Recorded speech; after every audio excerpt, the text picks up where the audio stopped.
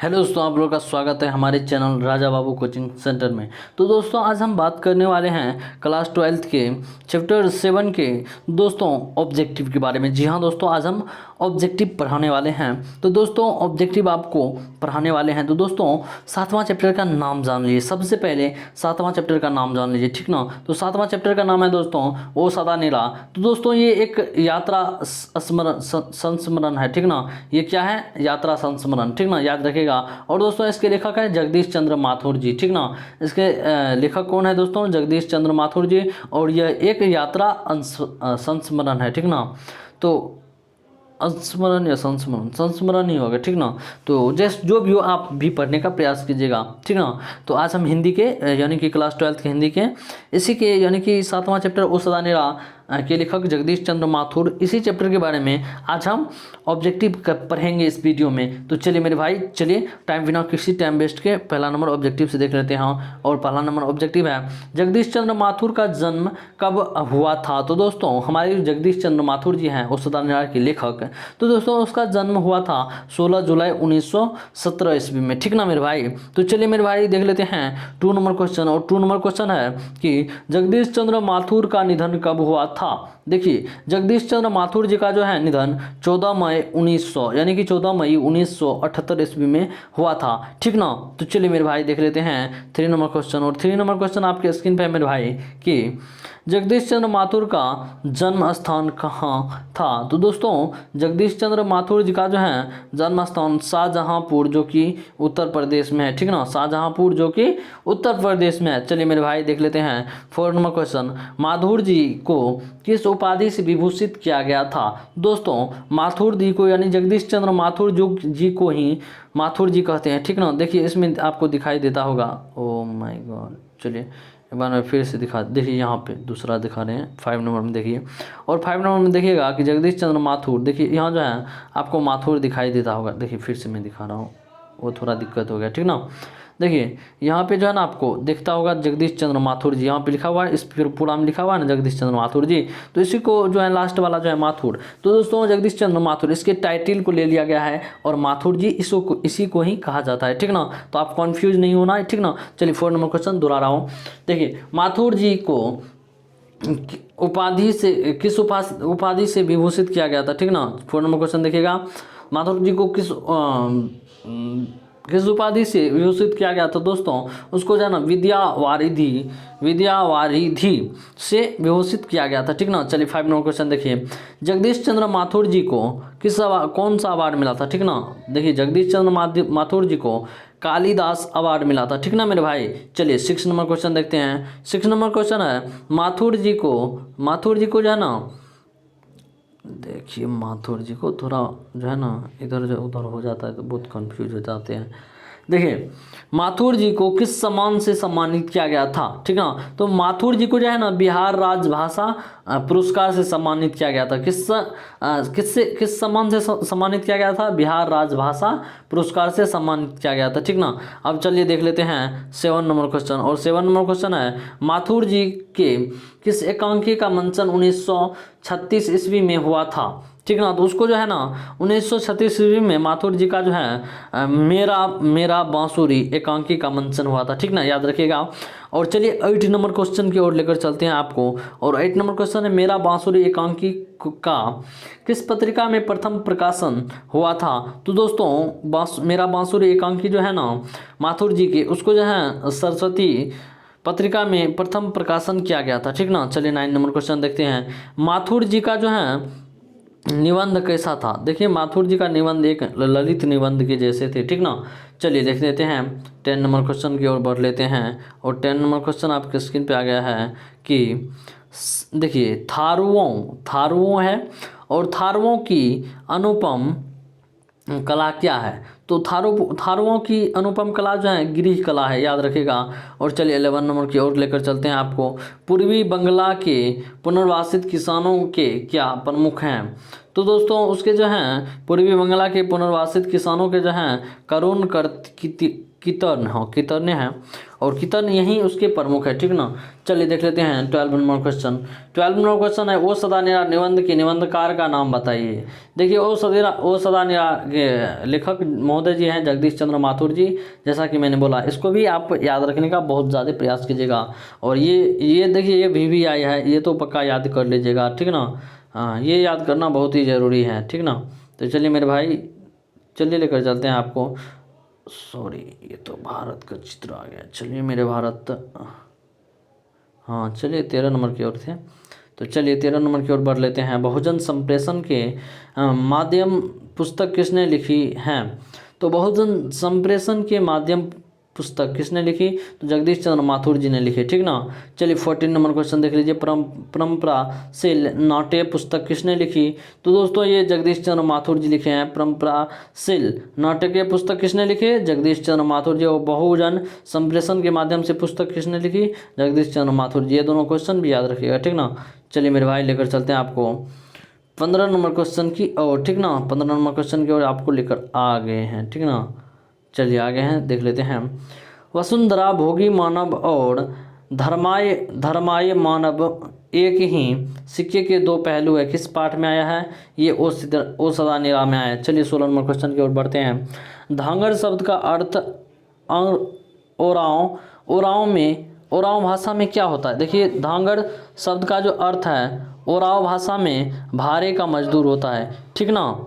चलिए 17 number question की ओर बढ़ते हैं। चंपारण में गांधी जी के चमत्कार की कथा किसने लिखी? तो दोस्तों ये राजेंद्र प्रसाद जी ने लिखे। तो चलिए मेरे भाई लेकर चलते हैं आपको 18 नंबर क्वेश्चन से, और 18 नंबर क्वेश्चन आपके स्क्रीन पे है। देखिए वैशाली महोत्सव का प्रतिवर्ष आयोजन किसने आरंभ किया? तो वैशाली महोत्सव का जो है ना आरंभ जो है आयोजन, यानी कि प्रतिवर्ष महोत्सव, वैशाली महोत्सव का आयोजन जगदीश चंद्र माथुर जी ने करवाई, ठीक ना। चलिए 19 नंबर क्वेश्चन की ओर लेकर चलते हैं। शिक्षा का उद्देश्य यह होगा कि बच्चों से बच्चे ऐसे पुरुष और महिलाओं के संपर्क में आए। ऐसे बच्चे मतलब कहा जाता है कि बच्चे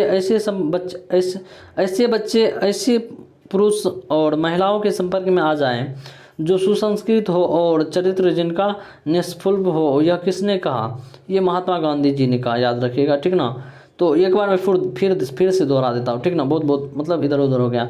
और शिक्षा का उद्देश्य यह होगा कि बच्चे ऐसे पुरुष और महिलाओं के संपर्क में आए जो सुसंस्कृत हो और चरित्र जिनका निष्फुल हो। यह किसने कहा? ये देखिए ये महात्मा गांधी जी ने कहा, ठीक ना। चलिए लेकर चलते हैं 20 नंबर क्वेश्चन के पास, और 20 नंबर क्वेश्चन आपके स्क्रीन पे है ही, देख लीजिए।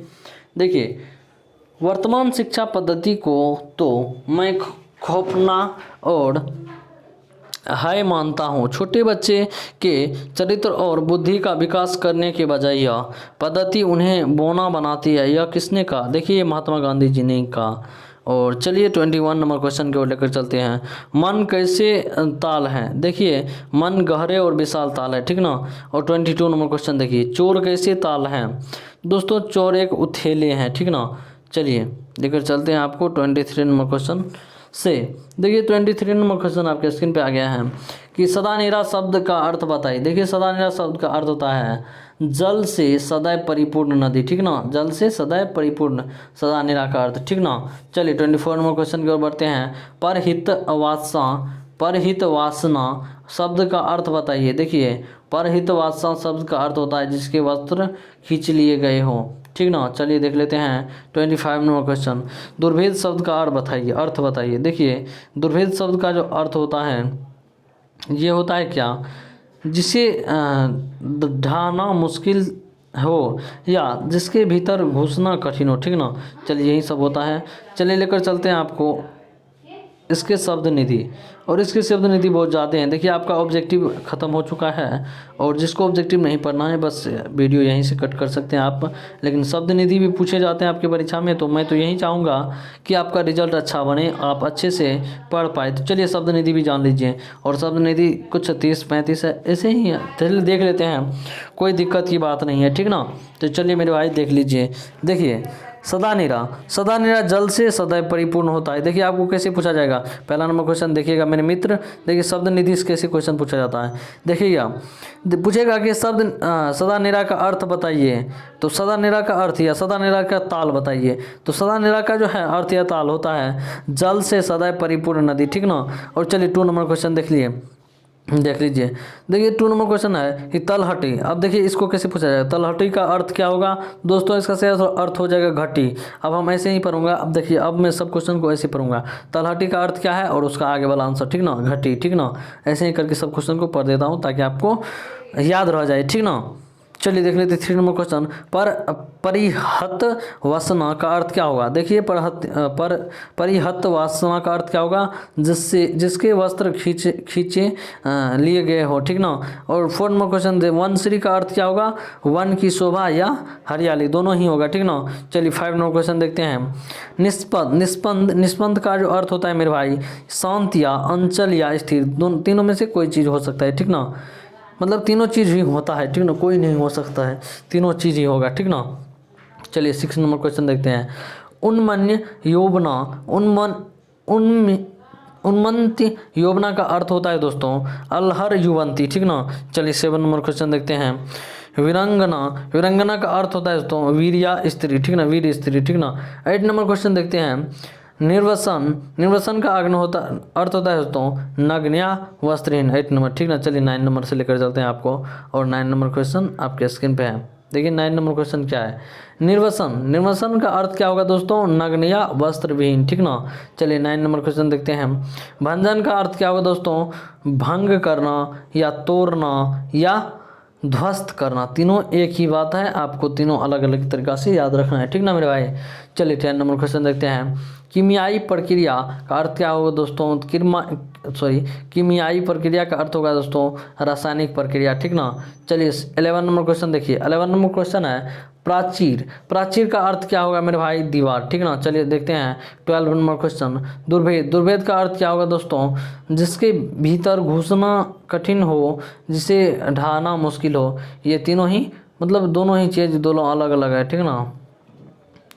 तो दोनों ही चीज़ होगा दुर्भेद का अर्थ जिसके भीतर घुसना कठिन हो या जिसे ढाना मुश्किल हो, दोनों एक ही बात है, ठीक ना। चलिए 13 नंबर क्वेश्चन देखते हैं। विटप का अर्थ होता है दोस्तों वृक्ष, याद रखिएगा विटप का अर्थ क्या होता है दोस्तों वृक्ष। चलिए 14 नंबर क्वेश्चन देखते हैं। 14 नंबर क्वेश्चन है सख्य का अर्थ होता है दोस्तों फसल, याद रखिएगा फसल। और 15 नंबर क्वेश्चन देखते हैं दोस्तों। 15 नंबर क्वेश्चन है दरकार का अर्थ है दोस्तों अपेक्षा, याद रखिएगा, ठीक ना। और चलिए दोस्तों देख लेते हैं। देखिए अपेक्षा ज़रूरत दोनों ही होता है, ठीक ना। दरकार का अर्थ क्या होता है अपेक्षा या ज़रूरत, ठीक ना। तो ये दोनों याद रखने की ज़रूरत है।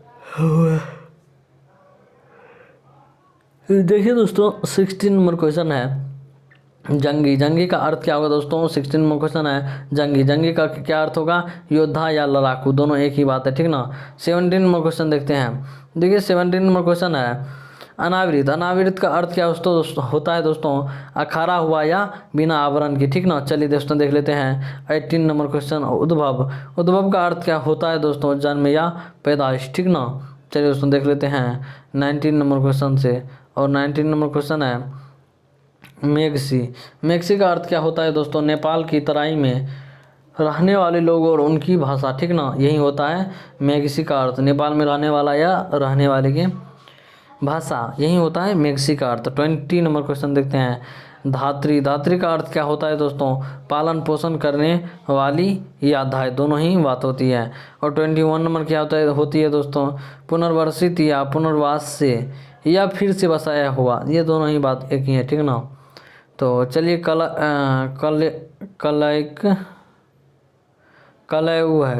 कलयु यानी कलव जो होता है वही पलव नहीं क्लो, याद रखिएगा, या कलेवा, दोनों में से कोई एक बात याद रखिएगा। आपको इसको कैसे पूछा जाएगा कलव या कलेवा का अर्थ क्या होता है दोस्तों हाँ नाश्ता, ठीक ना। और चलिए 23 नंबर क्वेश्चन देखते हैं। स्निग्ध का अर्थ होता है दोस्तों कोमल या चिकनी। चलिए 24 नंबर क्वेश्चन देखते हैं। चित्रोम का अर्थ क्या होता है दोस्तों चित्र से जिसकी अपनी उपमा दी जाए, ठीक ना, यही होता है। चित्रोपम से क्या होता है दोस्तों अर्थ चित्र से जिसकी उपमा दी जाए, ठीक ना। चलिए दोस्तों देख लेते हैं 25 नंबर क्वेश्चन से। 25 नंबर क्वेश्चन है निसर्ग। निसर्ग का अर्थ क्या होता है दोस्तों? अर्थ, तो निसर्ग का अर्थ दोस्तों प्राकृतिक स्वभाव, याद रखिएगा, प्राकृतिक स्वभाव होता है इसका अर्थ का, ठीक ना। तो चलिए प्राकृतिक या स्वभाव दोनों एक ही बात है। और चलिए देखते हैं दोस्तों 26 नंबर क्वेश्चन। और रैयत, रैयत का अर्थ दोस्तों प्रजा, याद रखिएगा, रैयत का अर्थ होता है प्रजा। 27 नंबर क्वेश्चन देखिए। 27 नंबर क्वेश्चन है उत्तर योगी। उत्तर योगी का अर्थ क्या होता है दोस्तों? वसूली, याद रखिएगा, उत्तर योगी, उत्तर योगी का अर्थ होता है दोस्तों वसूली। और 28 नंबर क्वेश्चन देखिए नाजराना। नाजराना का अर्थ क्या होता है दोस्तों? भेंट या उपहार, गिफ्ट जिसको बोलते हैं इंग्लिश में। तो सब तो समझदार है हो। तो चलिए देखिए 29 नंबर क्वेश्चन से कि रज, रज का अर्थ क्या होता है दोस्तों? धूल, याद रखिए थोड़ा आगे, ठीक ना। चलो देखिए 30 नंबर क्वेश्चन से है का अर्थ क्या होता है दोस्तों? घृणा और अपेक्षा के योग्य या नीच, ठीक ना। चलो देखिए 31 नंबर क्वेश्चन से अतिरंजनापूर्ण। अतिरंजनापूर्ण से क्या अर्थ होता है मेरे भाई? बढ़ा चढ़ा कर कही गई बात, मतलब बढ़ा चढ़ा कर, ठीक ना। तो चला देखिए 32 नंबर क्वेश्चन आम्रकानन। आम्रकानन का अर्थ होता है दोस्तों आम का बगीचा, ठीक ना। चलो देखिए 33 नंबर क्वेश्चन आपपासी। आपपासी का अर्थ की होय छै दोस्तों? देखियो होय छै कि जल से सिंचाई, मतलब अपना के जो खेत में पानी दै छियै ना, यानी पानी जिसे देखिए सिंचाई जैसे किसान सब करते हैं, हमारे माता पिता सब जो भी किसान है और नहीं है तो जान लीजिए।